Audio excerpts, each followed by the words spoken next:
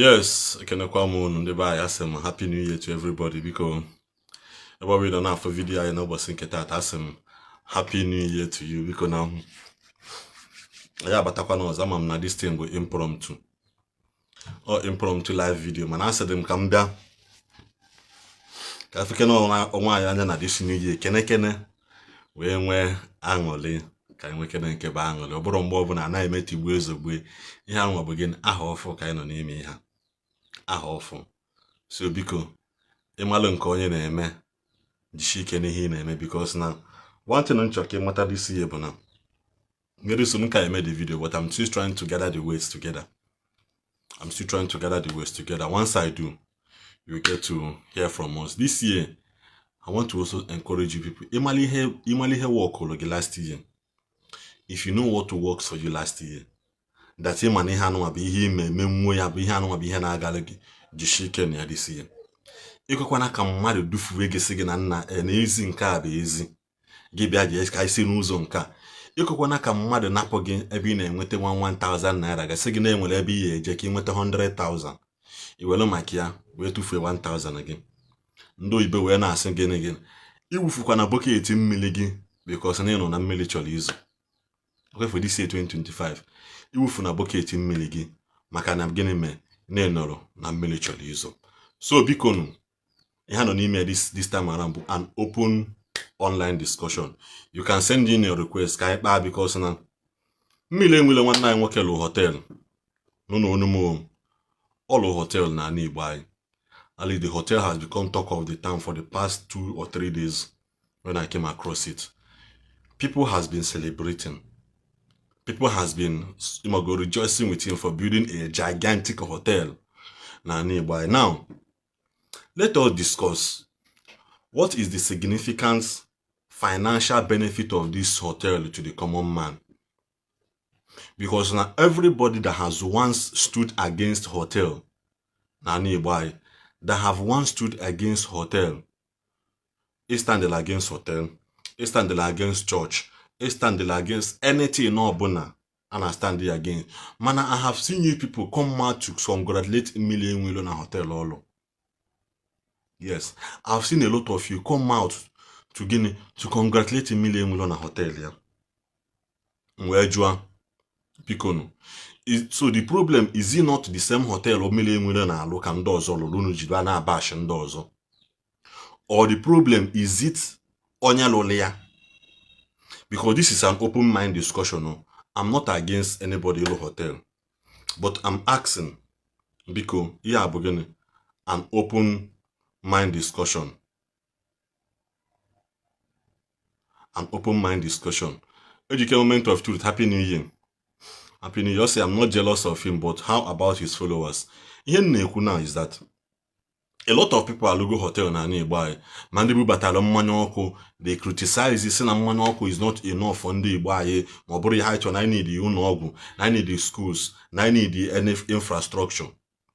But what then is the financial benefit of this hotel? Because I have throughout yesterday after much everything in Mechanya, so I was reading some of the comments now for a lot of people that have once stood against hotels, that have stood against so many things in our society, so many individual properties, because this thing is an individual something.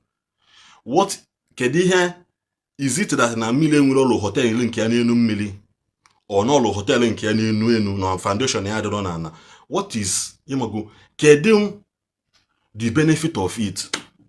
Like I said, you are free to send in your request. You have a new year. I assure you, you send there your request. You go straight to the point. You go your mind, your thoughts regarding this thing, man. Because now, again, earlier, and he didn't name it Nmiri Eweilo Hotel. Because I feel Dibia, no, a lot of Dibia, ever since Dibia ship this thing na social media. Dibia ship, because just try and always like this video. Like the video, we this video online because yeah, our first broadcast for the year 2025. Because try as much as you can. Like this video so that the video when you can get more suggestions everywhere. If you have the privilege to share, please share this video. because yeah, open mind discussion. Abịara m ịkọ ọnụ congratulations to Nmiri egwu ya ka o ji wele ya. Mana he didn't name it Nmiri Eweilo Hotel. He went as far as naming it Queen Sobali, which means ihe ọ na-efe. I believe a lot of people will come to this hotel and lodge. A lot of people will begin a host event in this hotel. Obulu maka gini, the same ego be here na abanye na akpia. Or the same ego be here na abanye na akpia. Yotaku or individual property call. Man, I was still waiting can for those people ya simba. Na ya chọrọ ihe a chọrọ bụ school. Every time ana alunka, na ebia mmanya ọkụ alo hotel, ebute mmanya ọkụ alo hotel, mgbe na ajụ biko na ụmụnna. Hotel nka ọ dị iche na hotel ọzọ. Because imagine na onye ọbụla nwe hotel na ani, ebe ọbụla nwe hotel anywhere, not even na ani Igbo anyị, na mma ndị na nwunye mmadụ na that hotel. It's impossible. I dị na nwunye mmadụ di ya. Underage children ya abịa di ya. Underage, ha ya abịa that place. Somebody serious girlfriend, I anali ya na that hotel ahụ. I ama aka ego na that hotel ahụ. Enwe ndị ya eji na that hotel today lie their last card bata echi bulu ọnụ.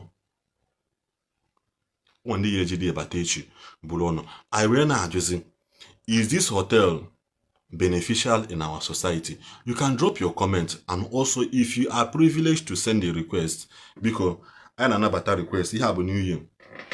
I better be back on. The page is open to accept requests. Also, I'm not jealous of him. I just agree on this comment before. I say exactly. Ngozi Okeke, happy new year to you, Ngozi Okeke. I say you always say the truth. Thank you very much for recognizing what we do here on this page, because now when a lot of people criticize the video Oyedepo na church on Olo church, one of the biggest church all so far.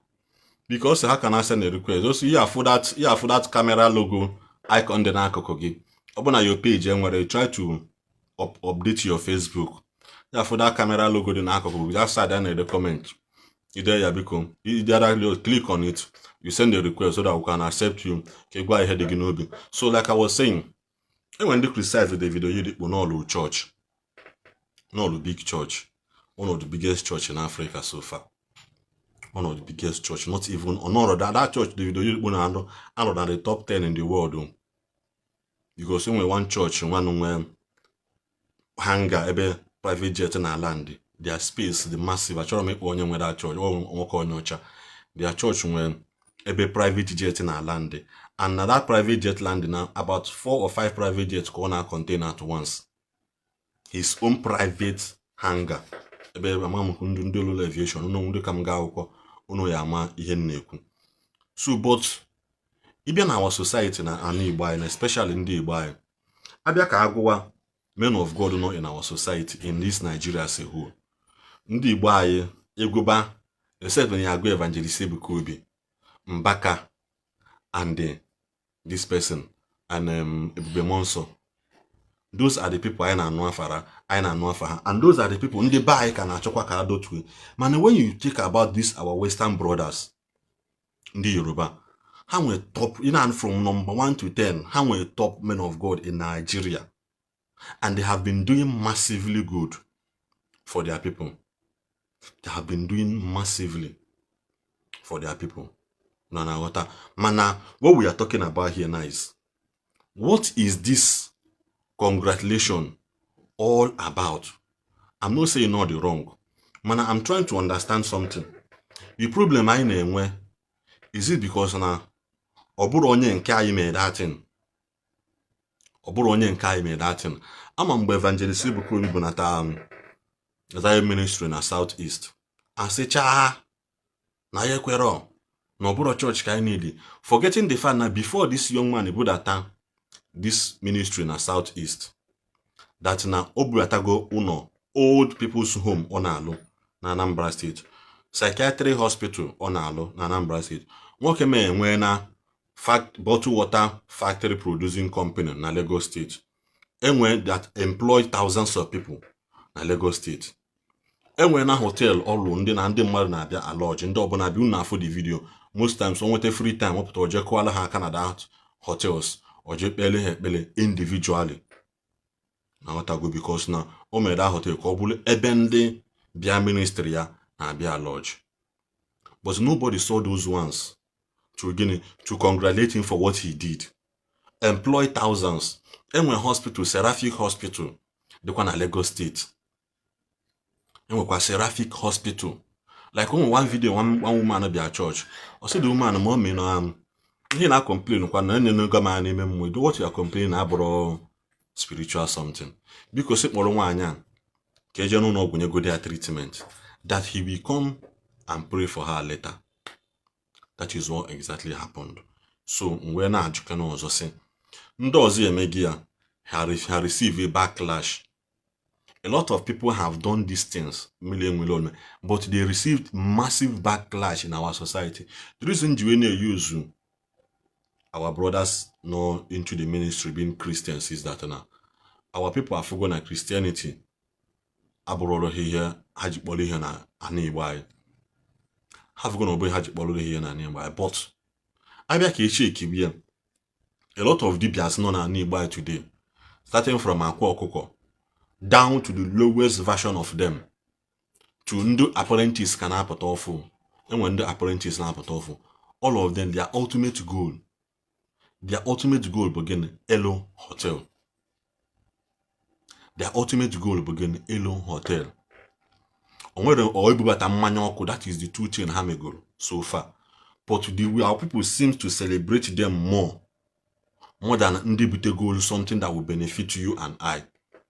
Because many years ago, in Nigeria, a lot of us, a lot of we people not here now, most of our parents went to missionary schools. A lot of our parents went to missionary schools. Oburon those schools are there today. The video the school, their Covenant University is rated among the top 3 in Africa. It's university. And for the past 10 to 15 years, the school fees here are the 1 naira. School fees of that university have never added school fees since they built that university. Added school fees. And a lot of people have benefited from free education na that university. And when picture on my page check it down, yeah, for one guy, yeah, that the freeze open conversation, just like we are doing today. Or say that him and his brother both beneficiary of Covenant University free education. Na ha gacha the school, nweta ezigbo tolo, and during the time of birthday, the video was even before then that he has benefited even with all that he can broadly sow $20,000 and he will not shake into the ministry. That the man, the man did many years ago that he read it, and the book also blessed him. That is what you put away making. As long as Christ lives and as long as no do, will also support this man ministry, because what the man gave them is what more than money can buy. All the dibia no na buy na alo hotel, na alo mmanya. A lot of them hotel na mmanya, because the business strategy is all about ibia lodge na the hotel, they go yaba ha na akpa. Ibia go mmanya ha na ele, the same money yaba ha na akpa. So what is the difference between these people and the things I need criticizing?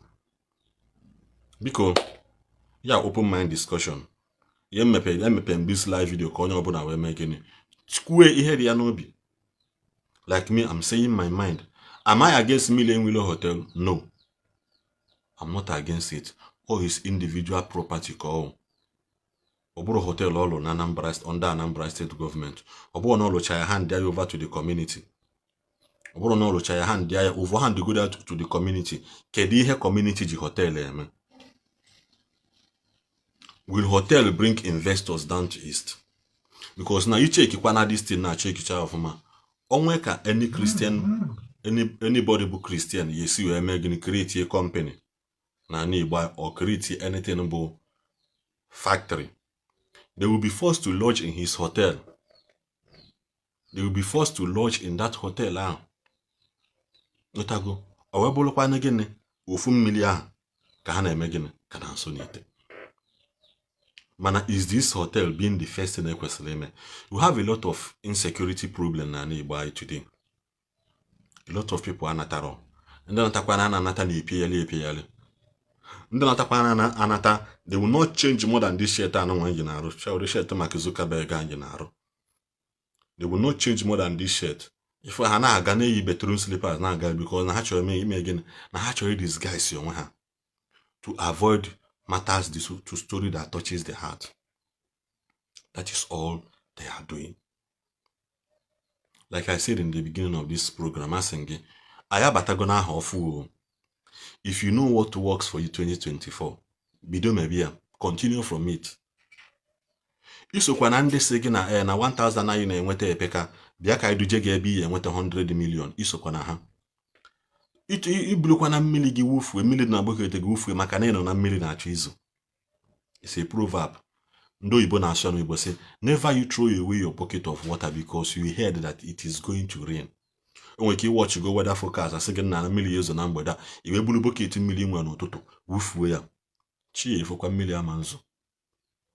Emala ihe ya anwụ.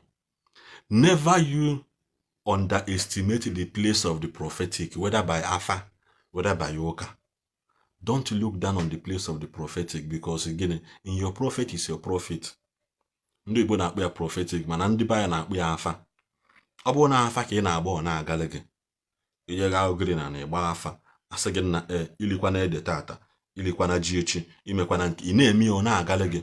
Continue with it. Mee gịnị? Uche onye adịna ya njọ. Continue with that thing you are doing. Because this year, nwekwa aka o si dị. Igbaala ndị anaghị abụ hapụta ha sị gị na sọsọ ebe a na-ele mmanya ka a na-akpọ gị aga. You need a help of 10,000 ha manye gị, mana ya akpọrọ gị jee ebe a, jee bịa palọ, lie more than 100,000, mana you need a help of 10,000, nobody will give it to you. I don't know why I'm not seeing comments. Because try ya no comment here. Come on, I'm comment here. I'm not seeing any comments. I'm not seeing comment because like here this post, I'm on network Jim. I don't know. I'm on network Jim here. I'm not seeing comments because okay, yes. Thank you very much, Ejike. I'm at work. Nice program. Thank you very much, Ejike. Happy New Year once again. Happy New Year once again. Like I was saying, isokwa na ndị ha apụta sị gị na ha enwero 10,000 ha yenye gị ka iwe je gbuo mkpa, mana ha ya akpọrọ gị buru gị na moto. Number 1, you can't afford that car. Number 2, you cannot fuel that car. Number 3, also they are building hotels that have no economic impact on our people. Ejike, thank you for your own comment and view about what we are saying. I'm in the gym, but we are listening. Look, I'm not so some chali bido gym this year. Na ibido goli ebido. Chineke, I think I'm bido no gym. Come on, I'm watching that belly. But can not add the weight too much. You cannot add the weight too much. Further again, Nechakwa, you can see comment from another phone. Yeah, the phone had real close to me at the moment. The phone had real close to me. So mana, so bad. Man, even na Lagos traffic and do you'll be forced to remain the way you are. Because when you say try challenge, but I want to shake your mother made up with. I said, now I go quite a little mother. Now, Mamma no, Makoki, your mother, Naja. I say, this is what Igbos need to hear. Thank you very much, Isaac Abazu, yes. Osikwa Edwin is again. What we need in Southeast is factory, company. Let's be productive, not hotel here and there. Thank you, Edwin. Thank you very much. So, like I was saying, honestly, they will pay for woman for you, but can't give you 2K to feed your family. Oh, if you have a car, so that car you cannot afford it. Fuel, you cannot fuel that car. Always you have potassium and that my friend was also in a zone 10,000 today. Seki boom, but like my brother also 2K. And at least 2K only hawk for my at least still got 10,000. Obviously, na WhatsApp status or say all these fake friends always looking for where to benefit from. If you get fake friends always look, oh yeah, buggy. Man, he chefuzie that now this person actually need this help so much. This person need it, yeah. Like me, many years ago, I cut off from here that will not benefit me. Oswe abulolo. Obulolo keep on to the ma wagi my pay, my fee. Because now you can't just approach me without knowing what I offer. That's the problem most of us na-enwe. Ibe me mara approach, si na price onye agala ọnụ. Man, you did not go and dig deep. Ka ịmalụ na onye ahụ, does that person also worth you paying him or her that money ahụ? Oke mmadụ asị gị na ana m alụ na abụ m architect. Onye ọzọ bịa sị na ọ na-alụ ụlọ na ọ bụ architect. Ihe na nna agwa gị bụ ayi ihe nka ya eme video ya separately. Ọ sị gị na ọ bụ architect, gị pụtazịa ị na-achị na onye agwakwa m na ọ ya alụ nwe ha na 50,000. Onye agwa m 100,000. Ọ bụrụ the same ọlụ ka ha na-alụ. Ka m gafee onye nwe 50,000. Chief, that's what we call quality. Quality, it will cost you. But anya bụ ihe mee gịnị? Ya bụ ihe mee gịnị bụrụ ihe that will stand the test of time. O nwere onye ya afụcha kịta alụcha obend ya. Mmiri bido ozugbo, most especially Guyana na Lagos Island. Ya afụcha some of the houses ndị kpọrọ nwa engineer lụ. Mmiri zuo like mmiri Lagos a na-aba n'ime a na onwe mgbe ya nọ 5 days, 7 days rain. Ọ bazia na ana efezo na odosi isi ka onye akwụkwọ na aya. Mana nghọta. So try as much as you can this year 2025 ka ime gịnị? Ka inwe gịnị? Hold on to what works for you. Also, I think this much hotel business in Southeast helps hide the criminal among us, because a hotel don't mind who is lodging in his or her hotel. All he needed was the money. Yes, my brother. Like I was saying, because I'm or my brother called Biko, forgive me. Forgive me. Forgive me. Please. Please forgive me. Thank you very much. Please forgive me for addressing you as a man. Sorry for that. Because okay, na Ejike King of Moment of Truth. Biko no. Ihe akabe n'iyi. Asị m na this year I pụtara ịbịa ka ọnụ. Enwere ihe waja kwu na video. Enwere mgbe be nọ one day wee fụda video nya na ezogo na round table with Ebube Joseph. Also, what we need is mutual understanding. Ihe ụda na-eme na social media remains na social media. Mana ndị be anyị need onye ọbụla kwuo his own view about something or ghọta. Onye ọbụla kwuo gịnị? His own view. Just you kwucha your own point ahụ ikwucha, just you forget about it.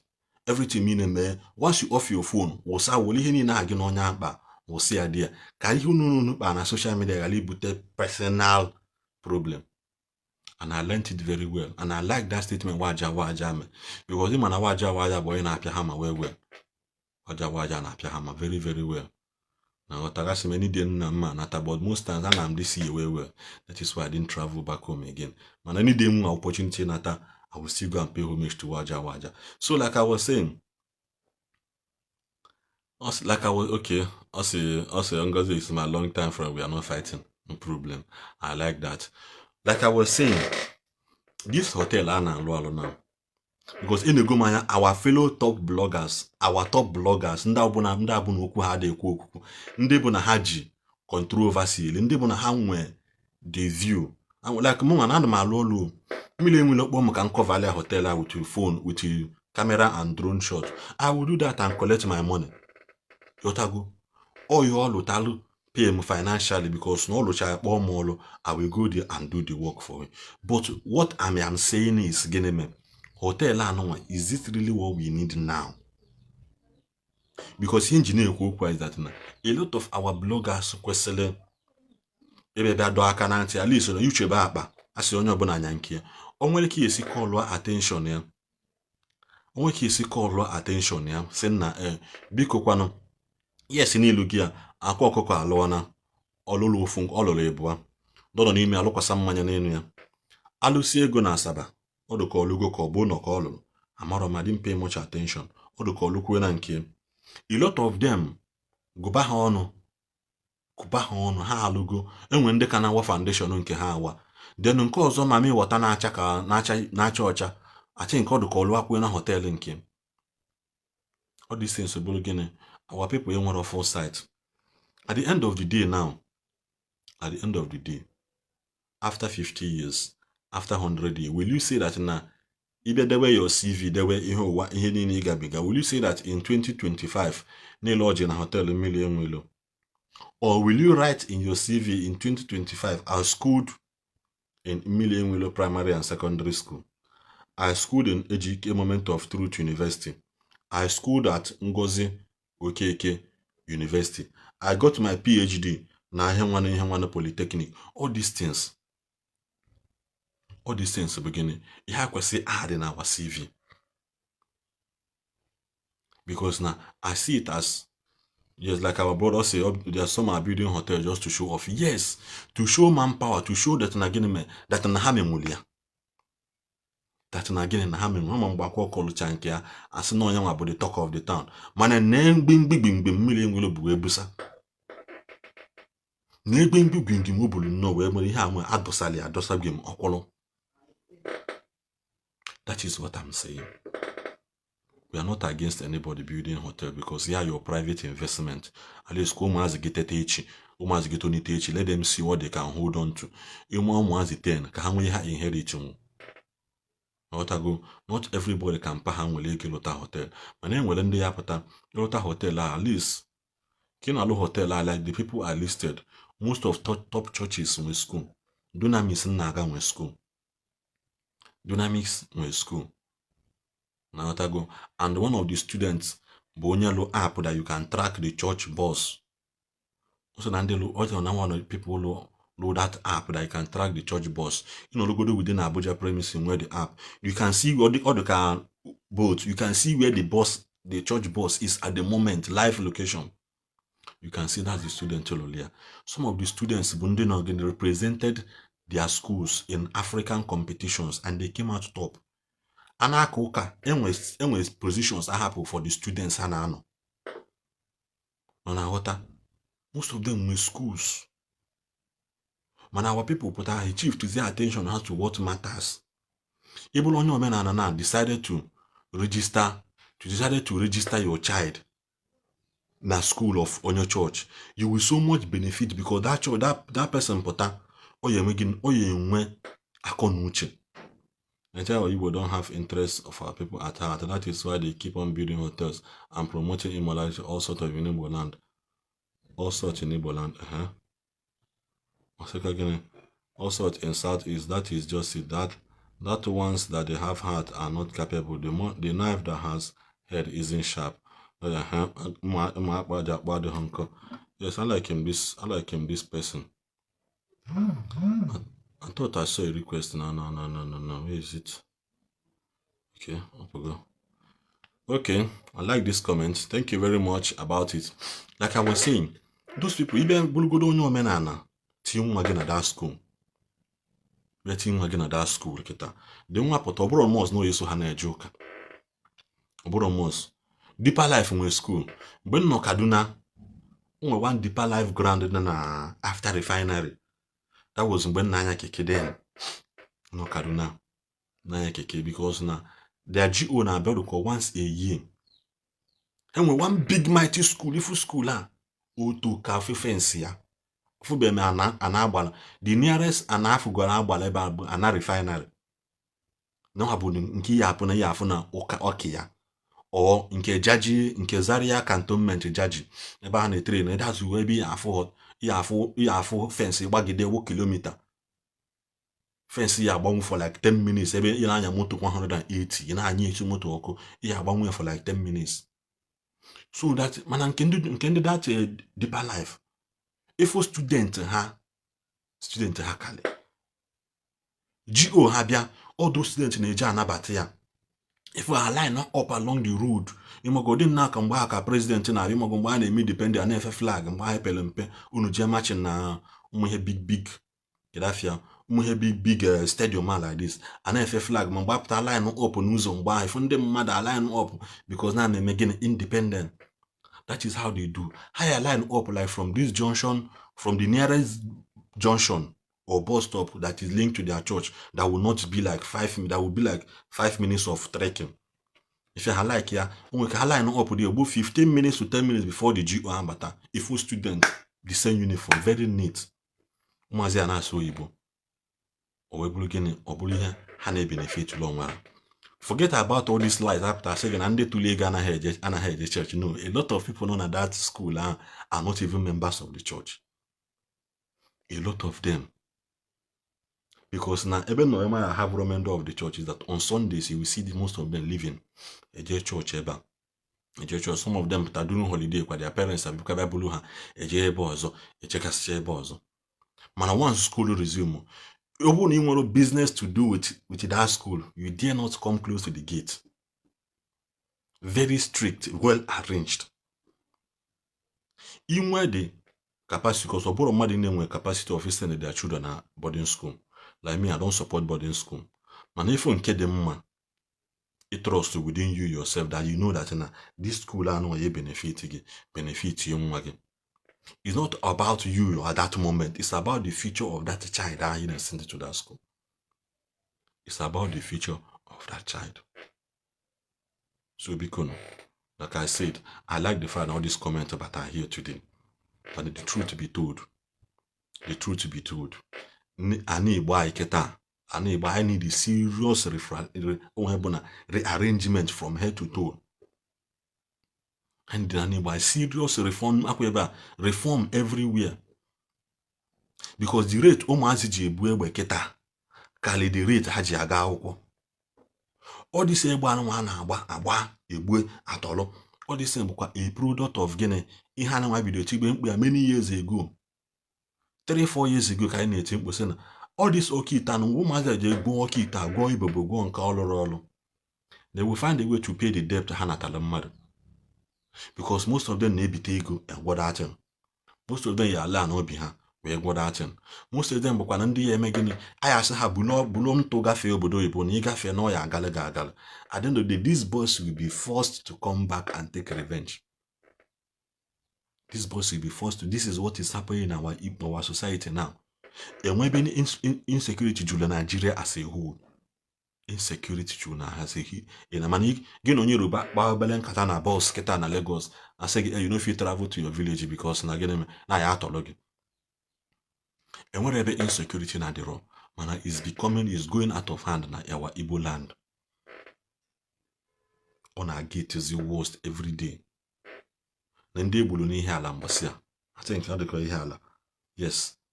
When they will that place few days ago. Ementemimo Katagwe.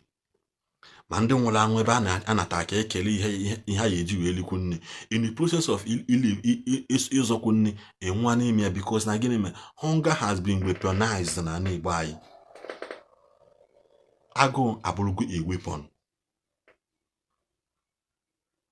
Agụụ abụrụgo a weapon. A lot of people are leaving their houses to an unknown destination.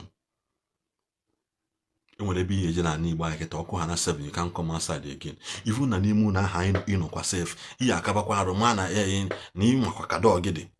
Kwechi sie ike.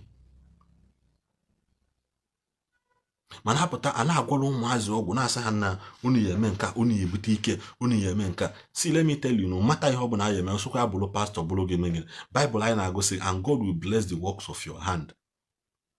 Bu amụma echi bu amụma tata bu amụma nnechi bucha amụma niile iyi ebu. If you have nothing doing onwekwa ebe iji azụ aga.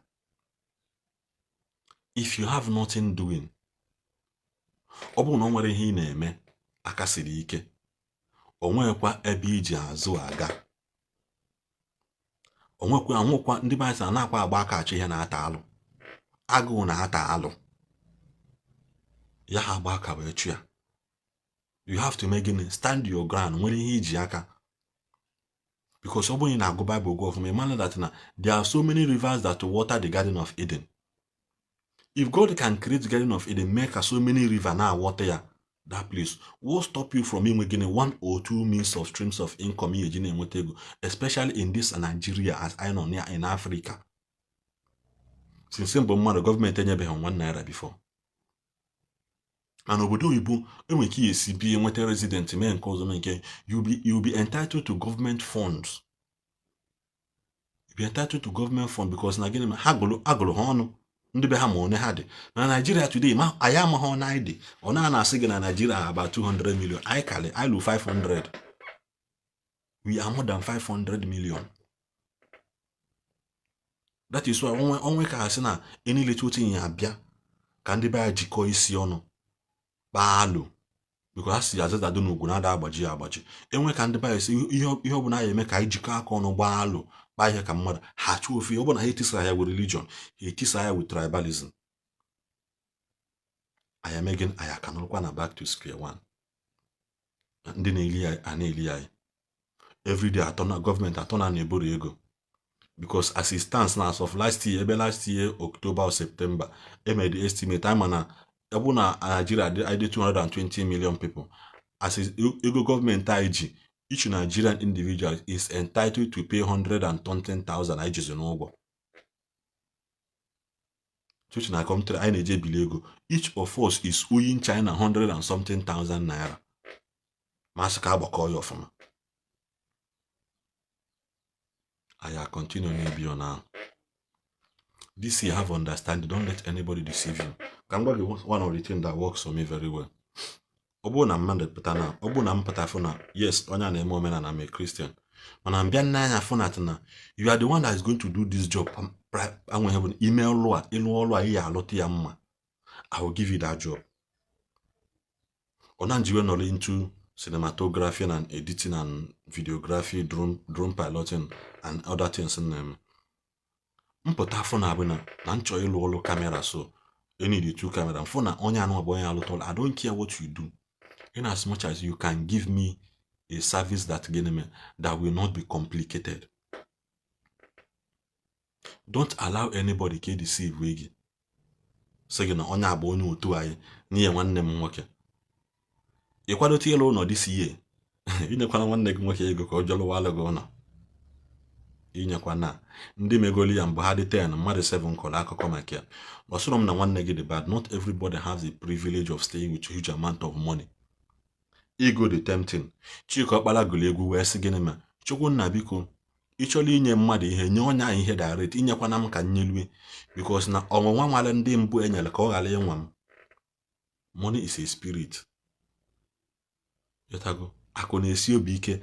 Akụ na-esi obi ike abụrụ ordinary statement. Akụ na-esi obi ike bụ na ọ gbasara akụ, as long as ị na-eji ya ọ gbasara onye nwe dị ego, ma as long as na that money is in your possession, ndị be anyị sị na gị akụ na-esi obi ike. Ma ghọta enwere ụdị ego ejiri obi aka gị despite the fact na ọ bụrụ your money.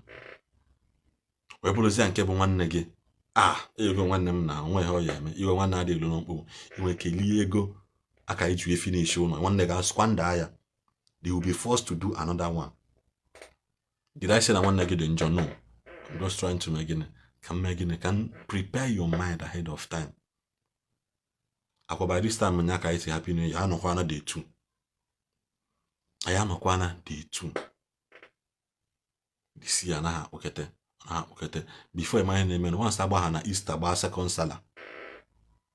Ogukwana. Ogugokwa. Once I na Easter, ba sala. Yeah. By then the motivational speaker after saying for 1 month that in 1 month anything can happen. Also, eating like this, 1 month I ga. 1 year ago, you find out that all that is increasing is your age. Go and learn things. The world is going advance. What can you learn? What can you learn that you can boldly move out of your location and still earn money? I'm talking to my fellow youths. That you cannot be able to move around again because of thank you from Mbeba. But what are the children coming up? Because now, in my video now for you say that any children born in the year 2026 till Owago will be known as Guinea one generation, because then we have one generation. Show me we are no Igbo because someone and them went so. You have one generation because they will be known like as a generation that cannot do without AI.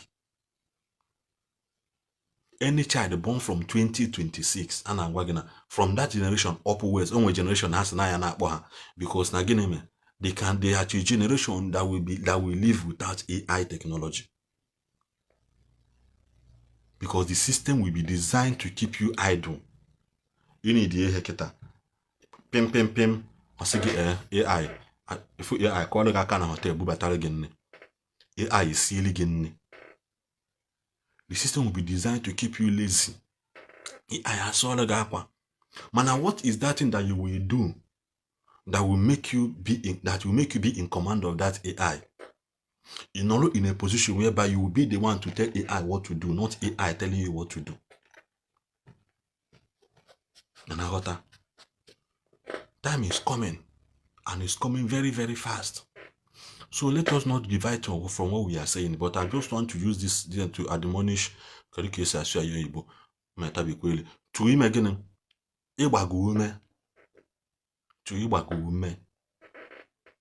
Ya has in him from a lot of people alone in 4 months, 3 months, 2 months. And when they be the January, finish here in December.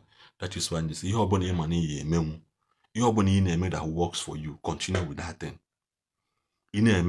Na-eme ya jidesie ya ike, isokwa na ndị ọchara achasị gbute, isokwa na ha, because na gịnị mere ihe ọbụla onye ọbụla ya ama gịnị ya analụ ụgwọ mkpụrụ ọkụrụ. Onye ọbụla ya analụ ụgwọ mkpụrụ ọkụrụ. I think that is where we'll bring down the carpet for today. Because if you really enjoy this program, please try and share it. Onye ọzọ wee mee gịnị for ihe for today. Onye ọzọ soro gị wee mụta ihe mụta today. Asị na ya bịara ịbịa ka ọnụ. When you get through this video, you see ya mụta 1 or 2 things. Well, the one that works for you. Like I said, don't trivialize the place of the prophetic if you're a Christian. Prophetic that does not comfort to direct is not prophetic. That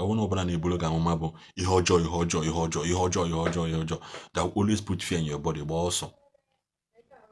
But when it comes to it, will comfort you. It will give you direction. And it will give you peace. That is when you begin to know that this thing is from God. Evangelist will go to prophecy with instant solution. Prophetic with able solution. Or your comfort again. It will give you direction. Stick with that thing. Ibulu onye na-eme omenala bụrụkwa na-emesi ya ike isokwa na ndị na-eti mkpu jinji because ihe niile anụ na-eti mkpu anụ niile. I was waiting for them ka ọ bụrụ na ha na-akpọkọta ndị be ha this Christmas kebele ndị be ha akpara isi 1111 at least ogoro mmadụ 20. Mana ihe niile atili mkpu from January to December sị gị ụka mee ha nka ụka ma sheshe ha eji. Leave those people, leave those charlatans. Ọ bụrụ nke omenala ị na-eme bụ nke a na-agụ green na asị gị na biko isokwa na okeke wee pụ apụ tata. Isokwa na okeke wee pụ apụ nwanne echi. Gbaalụ ngozi ọsọ. Gị na okeke je edozie, gị na Okafọ je emezie. Ngwa bulu mmanya je ebujela onye dị otu onu. Kene ya afọ ihe niile o mere gị. Those things bụ gịnị? You stick with it. Ndị mgbe gboo na-agba afa. Ndị mgbe gboo save tupu ya ebido gwọba gị ọrịa fụ onye gbajiri ụkwụ ya ebu ụzọ gbaa afa. Ka amalụ gị na mgbaji ụkwụ onye agbaji ọ ya gbatakwa ya. Ọgbaji ya based on ignorance. Ka ọ nwere mmụọ na-echi ya warning. Those things we are not prophetic. So this year, know what works for you and stick with it. Ekuchakwa Monday bye. Ka ọ dị na mgbe ọzọ.